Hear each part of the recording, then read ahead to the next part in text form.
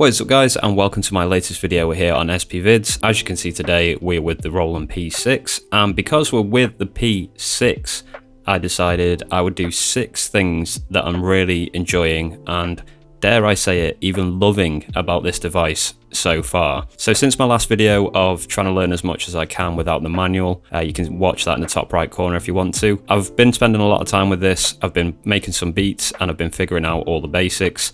And there's a lot of features on this which I'm really enjoying already, so that's what I thought I'd talk about today. Now, just a quick update before I carry on. Things might be changing with the content over the next couple of weeks, just over the Christmas period. It's going to be very busy, so I want to keep the momentum going, but instead of long form videos, you might see a couple more short instead of long form videos over the next couple of weeks. When we get back to the first week in January, I'll be back to normal again. But yeah, it's going to be a very busy time for me, so I want to manage everything the best I can. Okay, let's get into this one, guys. So, Roland P-6, 6 things that I love. The first thing, and I say this about a lot of devices that I cover on this channel, but I really love the size, the weight, and just the overall form factor of this device. It is so portable, it's absolutely crazy. Now, hopefully you can get a kind of idea of this device from the size of my hands. I've got the P033 here to give you a bit of an idea of scale. In terms of the height of it, it's pretty much the same. What else can I show you? I've got a Tech Deck fingerboard here that can show you a bit of an idea of the scale as well. It's really not that big of a device, and obviously if you've got other devices from that IRA range, it's exactly the same form factor. So the plastic construction, it makes it really lightweight. The size of it is just really convenient and can just go in your bag so easily. And obviously we've got the built-in battery as well. Now, I know that can divide opinion a little bit, but personally I love having a built-in battery. I think you get about 2 hours time out of this.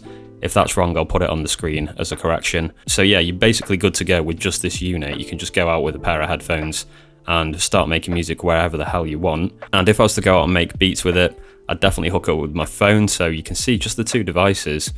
That's enough for making beats. I think that's absolutely crazy. So that is one thing that I love about this device. The size, the scale, the portability of it. I've got holidays planned next year, and this will definitely be my #1 choice to go in the bag. Apart from the P033, it's the smallest sampler that I own, but it's a lot more robust than the P033, so yeah, this will be going in the bag for sure. I'll definitely be investing in a little carry case, and this will be my travel companion 100%. So that's the first thing I love. The second thing is the built-in mic. Now, why did we not get the built-in mic on the SP404 Mark II? Kind of annoying, because we had it on the SX and the A, and it was one of the great features of it, especially when it came to lo-fi, I think. I used to love running around the house with that, sampling little sounds, little clicks, and little Foleys. And most devices that come out at the moment, these portable samplers, they tend to have one. So it's great to see it on the P6. I can just switch to it now, I just have to unplug this. When this is plugged in, it doesn't seem to want to use the mic when you're sampling. So I'll just unplug this. I'm going to be using that later. And if I go into sampling,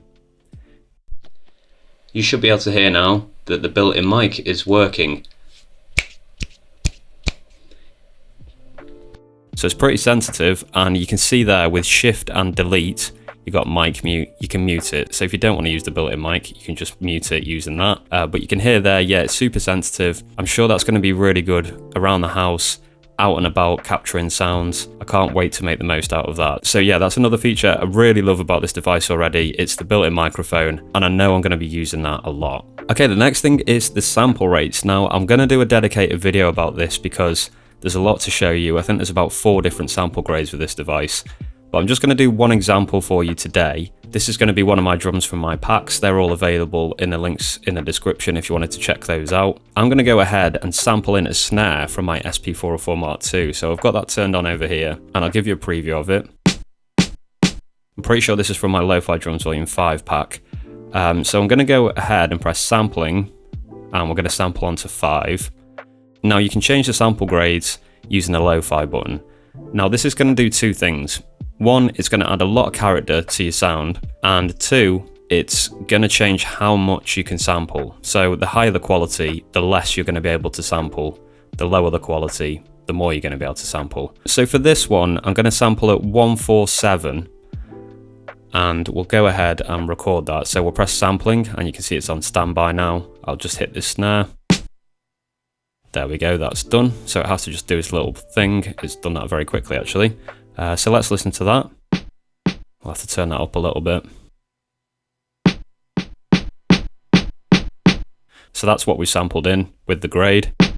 And this is the original. So side by side. Really, really nice texture it's put on that snare. So for drum sounds, it's really good using those different grades. And for melodic samples, which I'll do in a different video, you do get some magic on it as well. So yeah, I've been finding that I can't really use the full quality sample grade for melodic samples because it's not giving me enough time. And I'm having to use the lower grade so I can squeeze more onto this device. But I see that as quite a good thing because you get that character. Very, very 202 vibes. And I'm really enjoying the different sample grades on this device. I will do a full video about it at some point in the near future. Okay, my next point is the USB. Now this is so handy, so brilliant. Obviously it's kind of something that we just come to expect, but when I'm thinking about this device, like I've already mentioned, I really think of it like the SP202. So to have USB, it's almost like having an SP202 with USB and some other modern features as well, and a sequencer. So I really, really love with the USB that you can sample in through USB and you can record out through USB as well. And for this video, I am recording out via the USB into Ableton for the audio of this device. So if I go ahead, for example, and show you one of the beats that I've been making, we'll go to 3 and 1, yeah, it's already on there. We'll put compression on everything. And let's give this a listen.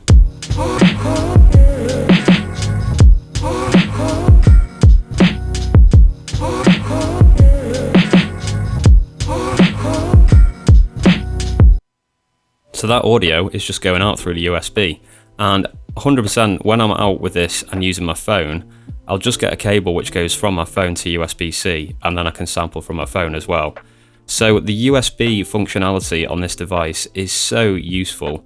And with my MacBook Pro as well, it was just plug and play. It came up straight away as a driver. So if I want audio from a computer, I can sample from YouTube streaming services, etc. All I have to do is choose my audio output as the P6 and it does it. And if I want to record it in, I just have to select the P6 as an audio sound source and it works. It's just really, really handy. For me, making beats, great, but also for recording videos with it as well. So USB-C for me and the USB connectivity is really, really cool. I'm going to be slightly controversial and say out of this list, it's probably my favorite one just because it's so, so handy. So yeah.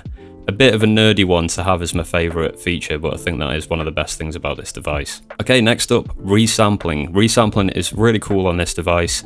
We've obviously got these global effects here, and we've got other things we can mess around with to change the sound of samples. But sometimes we want those on their own pad, all baked in, and it's easy to do on this device as well. So let's take that snare that we had before. And what I'm going to do with it is I'm going to put lo-fi on it. So that's sounding really gritty already. You can actually change lo-fi and play around with that as well if you wanted to.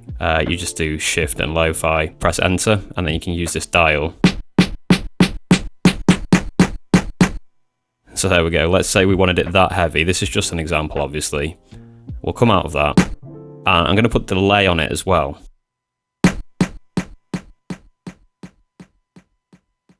Okay, probably not something I'd actually use, but we'll just do this for the demonstration. So we'll go to sampling, we'll press 6 because that's where we want it to go, and we'll press sampling again, and now it's on standby.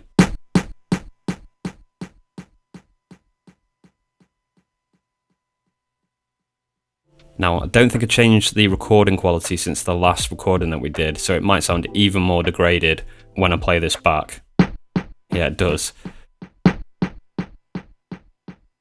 We'll go back to the original, and this is the resampled version. So we've done delay, lo-fi, and we've probably used that lower sound quality for recording as well. So you can get really crazy with this device with resampling. You can get some really cool textures on your sounds. Like I say, that probably isn't very usable, but that's just a demonstration of the type of thing that you can do with this device.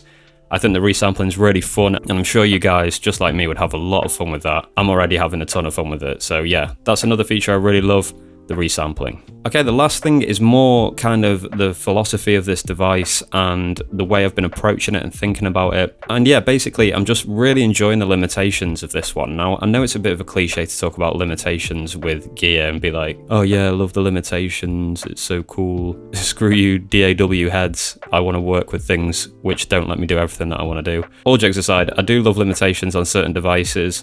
But on this one in particular, I'm really enjoying them. I'm not particularly sure why that is. I think it's because I see this as a kind of upgraded SP202, and because I've got a lot of love for the 202, this is like an improved version of that. So for me, I just think it's amazing. Limitations are really good because they force your decisions on things and they keep your workflow pretty streamlined and quick. I think the main thing on this is the sample time that you have. So I've had to be dropping down the sample grades just to fit on more audio. Now there's other methods you can use to get more audio on. You can play the sample in fast and then slow it down. But yeah, overall I've just been really enjoying that aspect of it. I've been enjoying the fact it feels so much like the 202, but with modern upgrades like the USB. It's got the sequencer as well. So the way that I've been thinking about this device has just made it feel really fun and really cool and very limited, but in a good way. I think some of you, if you came from an MPC or even an SP404 Mark II, if you're expecting that level of beat making from it, you're not going to enjoy this device. If you're looking at it as a kind of old school sampler, but with a few modern upgrades, I think you're going to love it. And for me, luckily, that is the way that I've been thinking about it. I wasn't expecting much from this device, and it's kind of blown me away of how powerful it is, and the sound of it as well is kind of crazy. So yeah, I've just been really enjoying how limited it is. The workflow, as I say, just hits me with the kind of SP202 nostalgia, which I like, and overall I've been enjoying working with it, despite the fact that there's quite a few limitations. I had seen a comment about it on my Instagram account. Someone had said, I wish this had an SD card, but I kind of like that it doesn't. I don't want unlimited storage. I want it to be a little bit challenging, a little bit fiddly to use. I like the challenge of learning how to use a device and how to get the best out of it and how to work with it in a way that suits it, rather than trying to force your thoughts and the way you work into the device. So my last point, really, I've just been enjoying the limitations of it. I've been enjoying how it feels, a kind of beefed up SP202, and I've been having a lot of fun with this device. So that's it for this one, guys. Thank you very much for watching. Hopefully I'll be back with more content over the coming weeks, but like I said, it may change a little bit. I will be back to normal in January for sure. I hope you found this one useful and informative. I hope it showed you a little bit more about what this device can do and how it does it. And I'll be back with more content about this device in the future for sure. There's going to be a ton of stuff going up about this on this channel, so I hope you're looking forward to that. Big shout out to my members, and hopefully I'll see you all in my next upload very soon.